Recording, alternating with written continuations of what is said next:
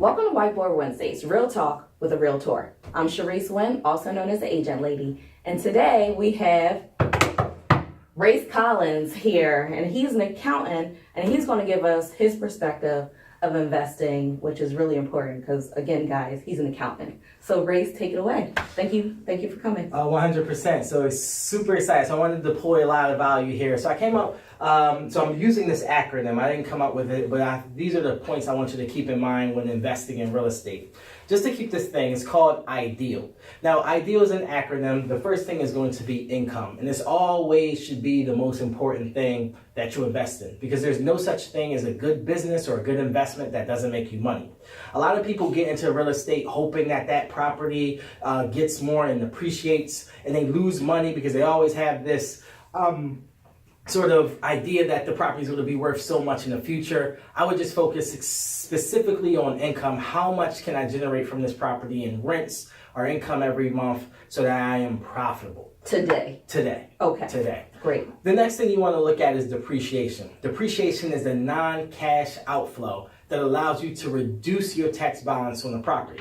For all real estate, primarily single family, multifamily, you can write off, it's a 27.5 year depreciation schedule. So what that means is if you're buying something for $100,000, you can reduce your tax income by $3,000 every single year. Every year. Doesn't matter. Doesn't matter until you sort of depreciate that asset out completely. Gotcha. Give you a scenario. So let's say you bought a house and you're renting out for $1,000 a month. If you depreciate $3,000, that means you're only paying taxes on $9,000 instead of the $12,000 that you generated. Gotcha. The next thing in our sort of acronym would be E. E stands for equity. I'm very conservative, and I don't like to have a property where if I own it and the bank owns it, has a mortgage out for about 80-90%, that leaves you in a very precarious position because everything that you're generating in income is getting paid out in interest. So I want you to be very familiar with something called an amortization schedule. And the amortization schedule just breaks down each payment that you're going to pay over the course of the loan and how much you're paying towards interest and how much you're paying towards principal. I always advise that early on, you want to pay every month an additional money towards the principal so that you can get that interest down. The next thing you want to really look at is the appreciation. We just talked about that earlier. Appreciation is when the actual value of the property goes up and you didn't do anything. It's just when neighborhoods sort of get hot and you could really make a lot of money that way. I think that you have to look at it as icing on the cake. Okay. The cake is actually going to be the income. So you want to make sure you're investing in properties that are producing income for you. And if it happens to appreciate, that's a win there. But I wouldn't invest with the appreciation factor in mind. I would just let that happen naturally. So the cake is already good. Cake already has to be good, meaning in this analogy that you're generating sufficient income on it. And the last thing is going to be leverage. Leverage is just the use of other people's capital to sort of buy your investments. It's basically taking out loans.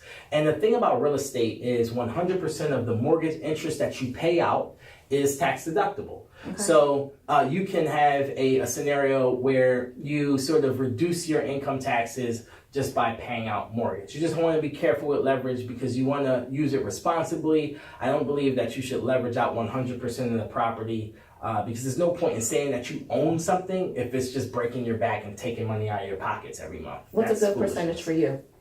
A good percentage for me, usually people are putting down, conventional mortgages are putting down 20% of the property and you're taking out the mortgage for 80%. Mm-hmm. I try to get that as close to 50-50 as possible. Okay. Because that way, anytime you have market turns or things get tight, you have so much equity built up into the property that you don't have to worry about these deep swings in the market because your house will never be quote unquote underwater in terms of the financial scenario. Now, how do you get there? To get there, you have to understand that if you buy a property, you should be on offense to pay down the interest fast. So I always advise people, if you buy a property, let's say for $100,000 and your monthly mortgage or commitment that you have to pay is $600 a month, I always say try to pay an extra $300, try to pay an extra $400 to pay that to pay that interest down, because you'll save over the long run, build up some equity in your property. You can refinance down later to have a credit line just sitting, and it just keeps you in a good scenario. Because with all investing, you just want to be able to sleep easy at night.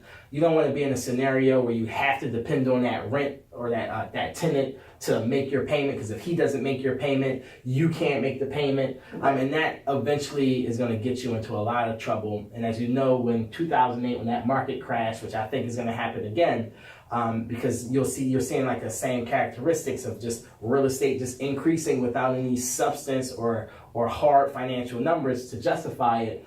If your equity position is strong in a property and you limit the leverage that you have or the debt that you have out on it, look, if a tenant doesn't pay, you just go through the eviction process, but you can actually pay for it yourself. And that's just wise investing, because you don't want to just have a tenant just holding you hostage. Don't want any tenants holding you hostage. And that's how exactly we're going to end. Well, thank you so much. And again, you do accounting for businesses, is that correct? Accounting for businesses, developers, property management companies, like all kinds of things like that. Okay. That's our space. Gotcha. So how do they find you?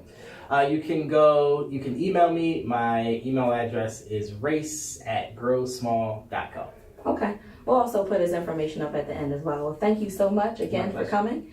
And remember, guys, friends don't let friends buy or sell real estate without the agent lady. Make it a great day.